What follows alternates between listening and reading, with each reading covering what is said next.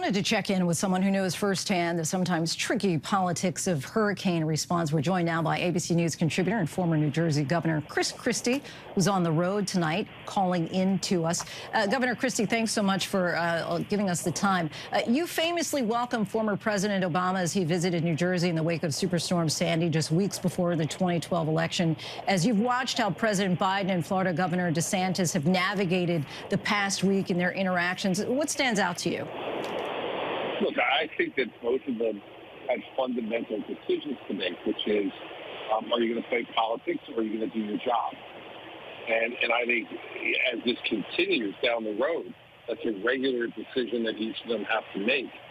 For me, it was easy. You know, we had sustained the second worst natural disaster in American history, and 365,000 homes were destroyed in New Jersey in a 24-hour period.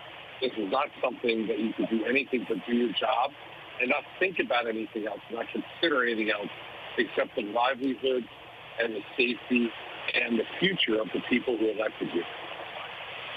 President Biden praised the governor and local officials for their response during his visit today, while DeSantis also praised the team effort. Of course, DeSantis is someone who's likely a presidential candidate in 2024, who hasn't been shy about criticizing the president. In a moment like this, I'm assuming that you'll agree that politics just gets put aside? It has to be, Linsey. I mean, if you don't put it aside, you're not doing your job. I'd argue that you're violating your oath if you don't do it. This is a horrible, horrible disaster for the people of the Gulf Coast of Florida. And what they count on Governor DeSantis to do is not to worry about what office he's going to run for next, but to worry about how to restore some normalcy to their lives. And so what you need to do, and the same applies, by the way, to President Biden. You know, both of them have to put the people first. And if you do that, then you're doing the right thing, and people will reward you for it.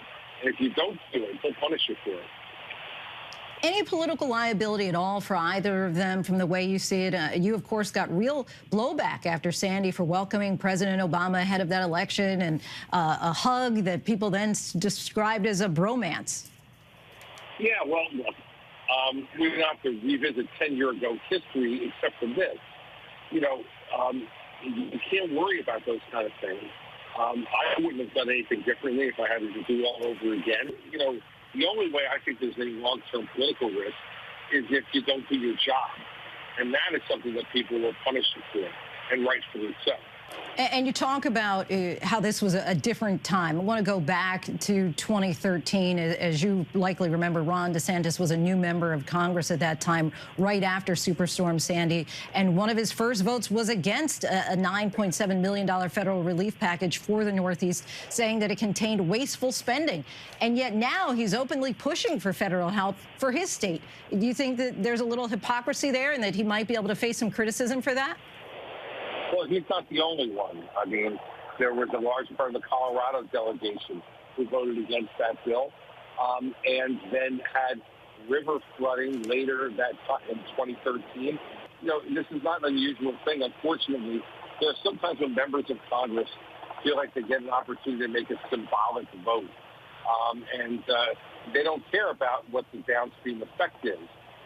In this instance, the Governor DeSantis, as governor, knows there's no way that the Gulf Coast of Florida recovers without significant financial assistance from the federal government.